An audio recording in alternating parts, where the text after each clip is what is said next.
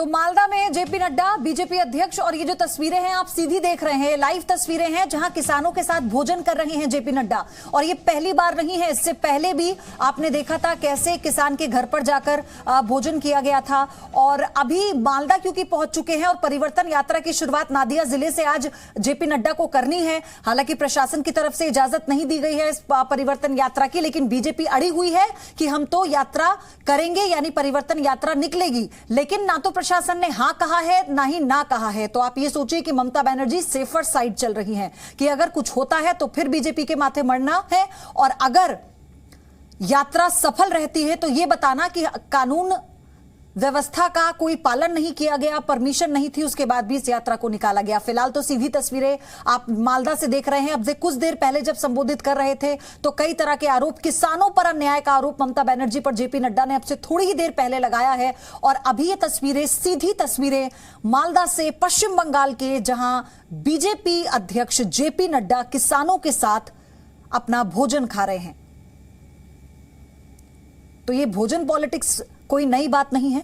पश्चिम बंगाल की आप राजनीति की बात करें तो इससे पहले भी जितने बड़े नेता रहे हैं दौरे पर, चाहे गृह मंत्री अमित शाह हो, और जेपी नड्डा का ये पहला दौरा नहीं है, कई बार वो जा चुके हैं पश्चिम बंगाल और किसी ना किसी किसान के घर या तो खाना खाया है, मजदूर के घर खाना खाया है। तो फिलहाल ये तस्वीरें आप देखिए, किसानों के साथ बैठकर खाना खा रहे हैं। तो एक तरफ दिल्ली में चक्का जाम की तैयारी किसान कर चुके हैं, 12 बजे से शुरू हो चुका है। दिल्ली, उत्तराखंड, उत्तर प्रदेश को छोड़कर पूरे देश भर में किसानों का चक्का जाम, और एक तरफ किसानों के साथ ही बैठ के बीजेपी अध्यक्ष जेपी नड्डा अपना भोजन, दोपहर का खाना खा रहे हैं।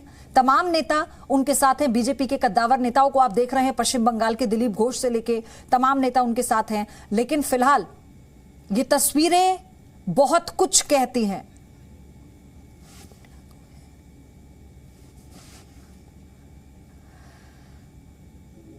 इन तस्वीरों के मायने आपको समझने होंगे। किसानों के साथ बैठकर खाना खाना पश्चिम बंगाल में, आप देखिए पश्चिम बंगाल के अपने अलग मुद्दे हैं। पश्चिम बंगाल देश का एक वो राज्य है जहां पर अगर किसानों की कोई समस्या है तो वो भी अलग तरह के मुद्दे रहे हैं, भ्रष्टाचार को लेकर, लॉ एंड ऑर्डर को लेकर, और इन्हीं तमाम मुद्दों के इर्द गिर्द पश्चिम बंगाल की पूरी राजनीति इन विधानसभा चुनाव के मद्देनजर घूम रही है। जहां एक तरफ ममता बनर्जी बीजेपी पर यह आरोप लगाती हैं कि कानून व्यवस्था को बिगाड़ने वाली राज्य में अगर कोई पार्टी है तो वो बीजेपी है, लेकिन उसी कानून व्यवस्था की खराब हालत को लेकर बीजेपी ममता के गढ़ में उन्हें चुनौती देती हुई नजर आ रही है। तो इससे थोड़ी देर पहले जो भोजन की तस्वीरें आप देख रहे हैं, उससे थोड़ी देर पहले की यह तस्वीर उस मंच की जहां से जेपी नड्डा ने ममता बनर्जी पर करारा प्रहार किया। उन्होंने कहा कि किसानों के साथ ममता बनर्जी ने, ममता दीदी ने सिर्फ अन्याय किया है, और ना तो कभी उनकी सुध ली और ना ही उनके बारे में सोचा। लेकिन अब बीजेपी है, इस देश में सरकार बीजेपी की है, और पश्चिम बंगाल में भी हम किसानों के हित में काम करेंगे, यह आश्वासन भी जेपी नड्डा ने इस मंच से दे दिया। और उससे पहले ये तस्वीरें इस वक्त सीधी आप देख रहे हैं, इस वक्त वो अपना दोपहर का जो भोजन है वहां पर किसानों के साथ कर रहे हैं। और अभी क्या कहा था जेपी नड्डा ने थोड़ी देर पहले वहीं मंच से, आपको सुनाते हैं। मेरा आपसे निवेदन है, अभी चुनाव होगा, ममता जी को टाटा, उनको नमस्ते। मैं आजकल देखता हूं, जहां जाता हूं मुझे पीसी और भाईपो दोनों की तस्वीरें मिलती हैं। पीसी और भाईपो दोनों की तस्वीरें, हर कोई हाथ जोड़ के खड़ा है, हर कोई हाथ जोड़ के खड़ा है, उनके पोस्टर मिलते हैं। ममता जी, बंगाल की जनता ने आपको नमस्ते करने का तय कर लिया है, ये बात आप समझ लीजिए। भाईपो को नमस्ते करने का तय कर लिया है। बोल, चाल चोर कौन है?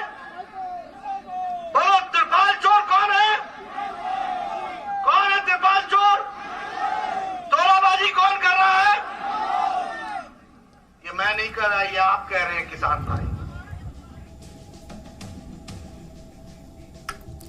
2 मेहमान है मेरे साथ। प्रियंका टिबरवाल है, बीजेपी से जुड़ चुकी है, और मेरे साथ अनिर्बन बनर्जी टीएमसी से साथ हैं। प्रियंका, यहां पर किसानों के साथ खाना खाने से जो पूरे देश में किसानों का आंदोलन है, क्या वो खत्म हो जाएगा, या फिर ये सिर्फ खाना पॉलिटिक्स बंगाल तक ही सीमित है?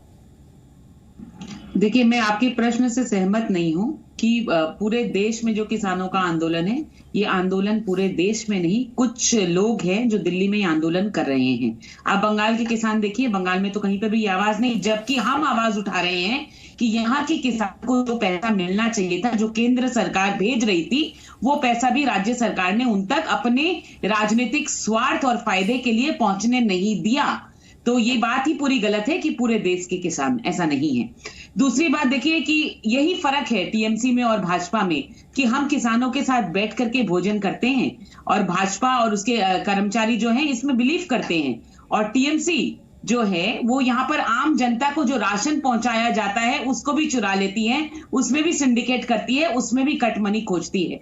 तो ये परिवर्तन जो है, यात्रा जो है, यही इसी कारण से है क्योंकि लोगों ने इस फर्क को देख लिया है और हम प्रतिशोध नहीं परिवर्तन में विश्वास करते हैं। जनता के साथ इस परिवर्तन को हम बंगाल में लाकर रहेंगे। लेकिन ममता बनर्जी तो 2011 में इसी परिवर्तन के बूते सत्ता में आई थी, आपने उनसे ये नारा भी छीन लिया, तो अब आप किस परिवर्तन का आश्वासन देंगे?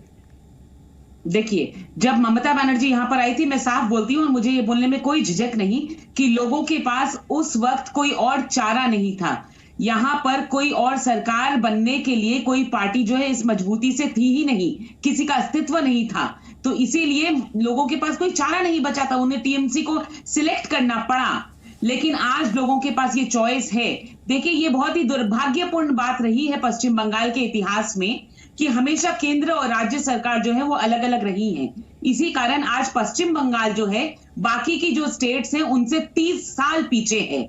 लेकिन जब लोगों के पास आज ये ऑप्शन है तो वो इस ऑप्शन के साथ जाएंगे कि केंद्र और राज्य में एक ही सरकार होगी, और क्यों ना हम इस चीज को ट्राई करके देखें और लोग ये करेंगे। ममता बनर्जी लेकिन लगातार कोई मौका छोड़ नहीं रही हैं। और अनिर्बन, मैं आपके पास आऊंगी, मेरी सहयोगी पूजा मेहता जुड़ चुकी हैं क्योंकि मालदा में जेपी नड्डा इस वक्त मौजूद हैं, वहां पर वो खाना भी खा रहे हैं। लाइव तस्वीरें हमने आपको दिखाई। पूजा, आप मुझे लेटेस्ट अपडेट बताइए क्योंकि आज परिवर्तन यात्रा की शुरुआत उन्हें करनी है और कितना समय है, यहां से आगे का कार्यक्रम क्या होने वाला है, क्या अपडेट?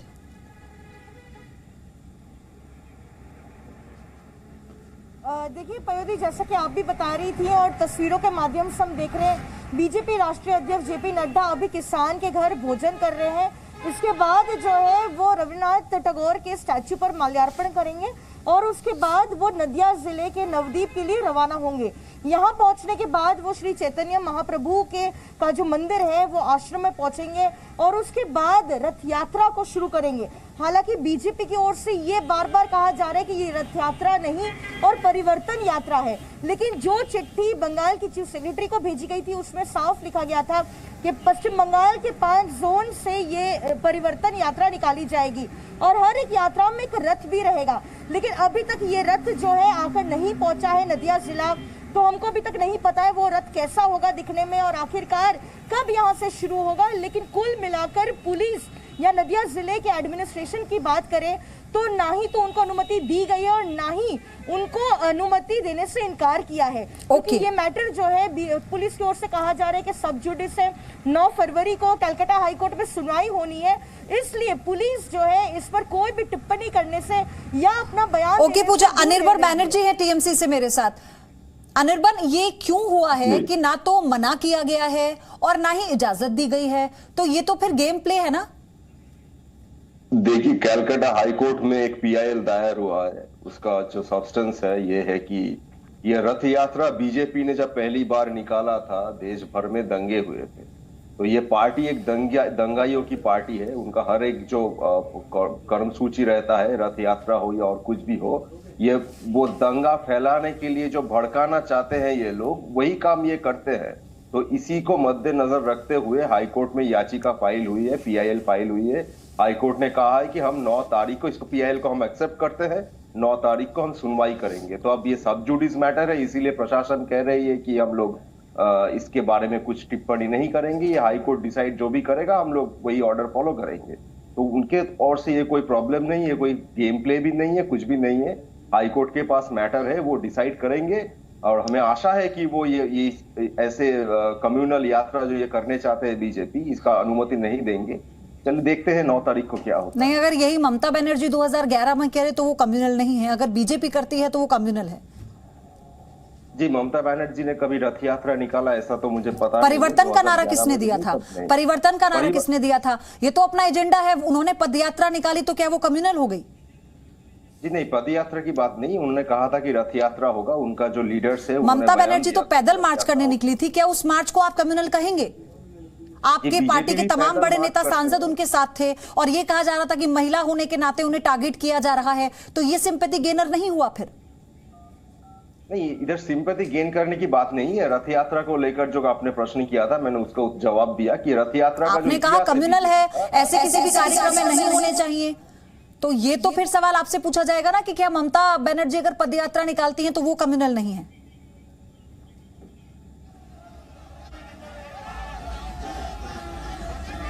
वो पदयात्रा निकालते हैं, पदसभा करते हैं, बहुत कुछ कर्मसूची वो करते हैं, लेकिन रथ यात्रा का जो इतिहास है उसको आप भूल नहीं सकते ना।